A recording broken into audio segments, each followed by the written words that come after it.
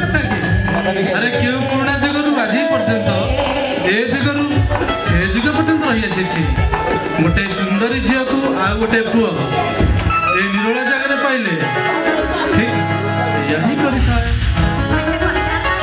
Premiere संध्या कौन एथिरे सीमित अरे ना बना मुझे ठीक से नुहे तुमरे चेहरा ना मते पागल कर देछि तुमरो गोलाप कड़ परी नाली नाली ओठ आ मृगनयन भरी आखि आ तुमरे मधुवाला चेहराटा ना मते पागल कर देछि आ मु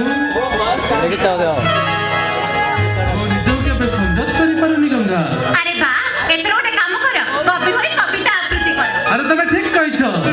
तमे ही होछ एकाधार रे मोर कविता आ तमे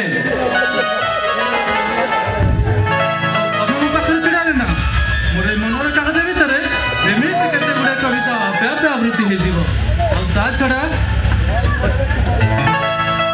तुम भाई गोटे सुंदरी झील को अरे जे भी कहीं पाखर देखिले आपे आपे तुम सौंदर्य वर्णन कर बसो आम देखुवा स्वप्न कौन सतरे साकार हम आम सत भल पाइबा अरे सजिया लगुच अरे केदार कवि भल पाइबा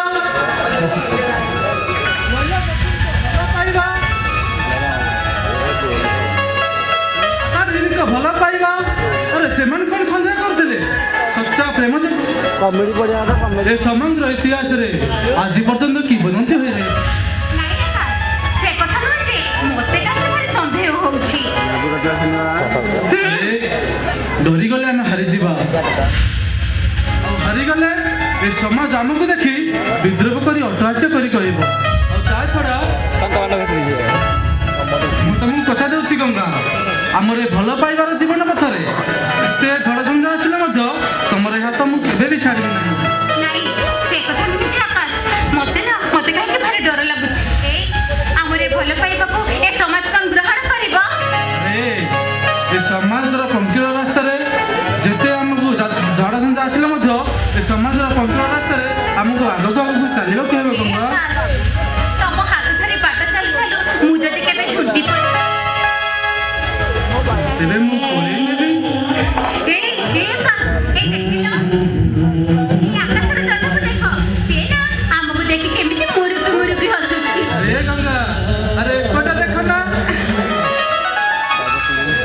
ए आकाश रो तारा माने हम मिलन को देखी केमिति मुरुकी हसुची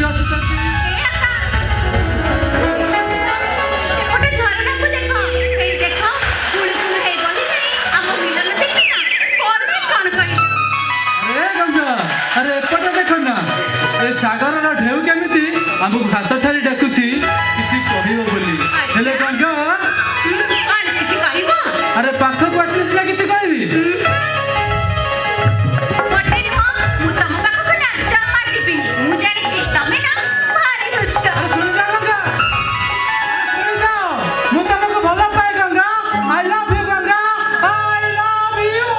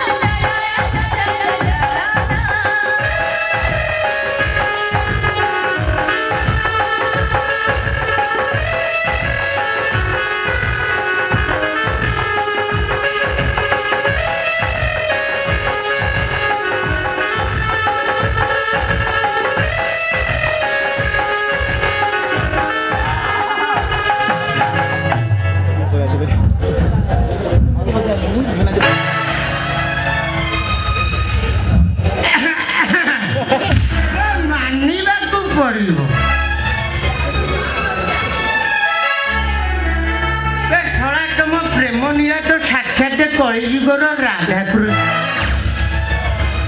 ଶଳା କି ଯୁଗ ହେଲା କାଇଁ ଆମ ଯୁଗରେ ଏମିତି କିଛି ନଥିଲା। ତୋର ଅସୁବିଧାରେ ରହିଲା କୋଉଠି ବେ? ସୁବିଧାଟା କୋଉଠି କରିବ ମାନେ କଥା କଣ ମାନେ କଥା କଣ କି ତମର ତ ଯାହା ହବାର ଥିଲା ହେଲା ହେଲେ ମାଲଟାକୁ ମତେ 20 ମିନିଟ୍ ଛାଡୁନୁ ମାଲଟା